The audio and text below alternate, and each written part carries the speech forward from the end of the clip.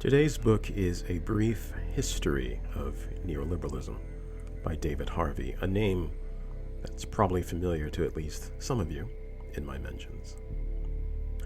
I read this book originally a number of years ago, and it did have a profound impact on me, and makes it easy to understand what people mean when they use the term neoliberalism. Let's turn to the first page, but first, let's take off our glasses. Unlike Clark Kent, when I take off my glasses, I do not become Superman. I just become a bloke. Sans glasses. First page. Introduction. Future historians may well look upon the years 1978 to 80 as a revolutionary turning point in the world's social and economic history.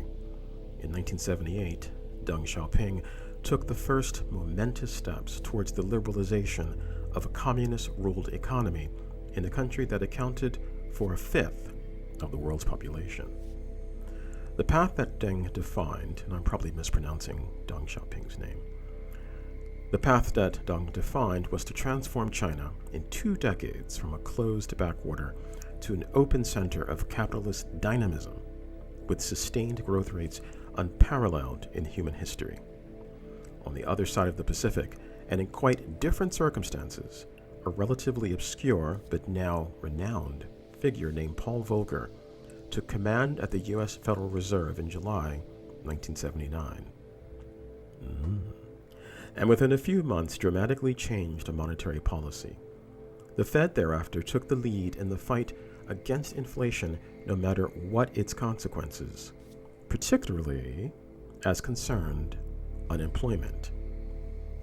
Across the Atlantic, Margaret Thatcher had already been elected Prime Minister of Britain in May 1979 with a mandate to curb trade union power and put an end to the miserable inflationary stagnation that had enveloped the country for the preceding decade.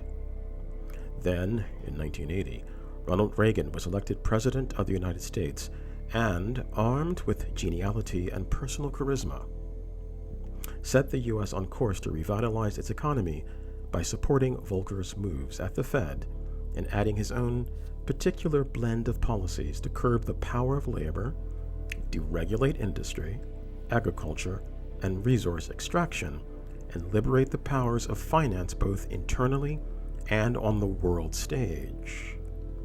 From these several epicenters, revolutionary impulses seemingly spread and reverberated to remake the world around us in a totally different image. Now, let's turn to the last page.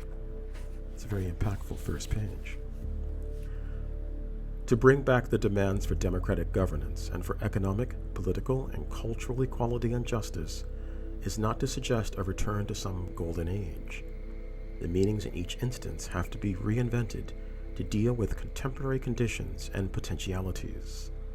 Democracy in ancient Athens has little to do with the meanings we must invest that term with today, in circumstances as diverse as Sao Paulo, Johannesburg, Shanghai, Manila, San Francisco, Leeds, Stockholm, and Lagos. But the stunning point here is that right across the globe, from China, Brazil, Argentina, Taiwan, and Korea, to South Africa, Iran, India, and Egypt, in the struggling nations of Eastern Europe, as well as the heartlands of contemporary capitalism, there are groups and social movements in motion that are rallying to reforms expressive of some version of democratic values. Here endeth the reading of the word.